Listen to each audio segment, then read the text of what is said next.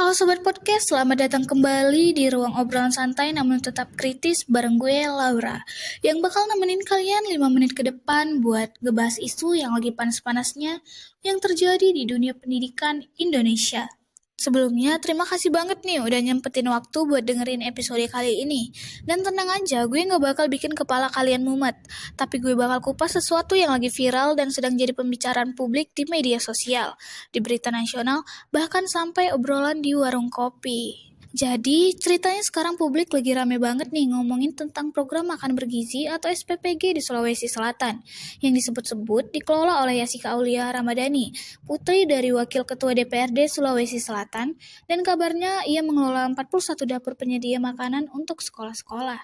Yap, kalian gak salah guys, 41 dapur, angka yang bikin banyak orang langsung angkat alis. Bayangin deh, anak-anak datang ke sekolah dengan semangat belajar karena mereka tahu setelah upacara atau sebelum istirahat bakal dapat makanan bergizi gratis dari program pemerintah. Tapi di balik itu, publik justru dibuat bertanya-tanya, siapa yang sebenarnya mengelola dapur itu? Kenapa bisa sampai 41 dapur dikuasai oleh satu pihak? Apakah prosesnya transparan? Dan yang paling penting, apakah aman untuk siswa? Jadi, bukan soal tentang siapa anak siapa, tapi lebih ke bagaimana prosesnya dijalankan dan apakah manfaatnya benar-benar kembali ke siswa. Program makan bergizi ini sebenarnya dirancang untuk tujuan yang sangat mulia. Banyak penelitian menunjukkan bahwa asupan gizi berpengaruh langsung terhadap perkembangan otak, fokus belajar, daya tahan fisik, dan emosi dari siswa.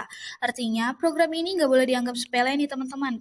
Ini merupakan bagian dari sistem pendidikan. Tetapi, masalah mulai muncul ketika ada dugaan monopoli pengelolaan, transparansi yang dipertanyakan, dan potensi konflik kepentingan karena keterkaitan dengan pejabat daerah. Ada 3 poin utama yang menjadi sorotan publik. Yang pertama, isu transparansi. Masyarakat butuh penjelasan yang jelas tentang bagaimana proses penunjukan pengelola dapur dilakukan, apakah ada seleksi terbuka, dan siapa yang mengawasi kualitas dan anggarannya. Program publik harus punya sistem kontrol yang terbuka, bukan ruang gelap yang sulit dijangkau. Yang kedua ada keamanan dan kualitas makanan. Kita semua tahu, beberapa waktu lalu ada kasus keracunan di beberapa daerah akibat makanan sekolah yang tidak memenuhi standar. Kalau pengelolaan saja tidak tepat, risikonya bukan sekedar makanan tidak enak untuk dimakan, tetapi bisa mengancam kesehatan ribuan siswa.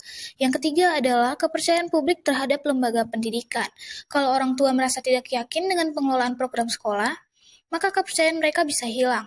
Padahal, kepercayaan itu fondasi paling penting antara sekolah, siswa, dan masyarakat. Menurut gue sih yang paling penting sekarang bukan sekedar memperdebatkan siapa yang salah, tetapi bagaimana memastikan akuntabilitas dan transparansi berjalan.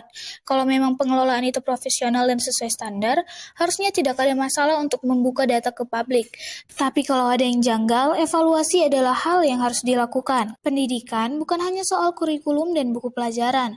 Ini soal integritas, keadilan, dan perlindungan terhadap hak siswa. Program makan bergizi harus jadi ruang kolaborasi antara pemerintah, sekolah, ahli gizi, komite maupun orang tua dan masyarakat, bukan ruang yang dikuasai oleh segelintir pihak. Jadi kesimpulannya, program makan bergizi adalah langkah penting untuk meningkatkan kualitas pendidikan.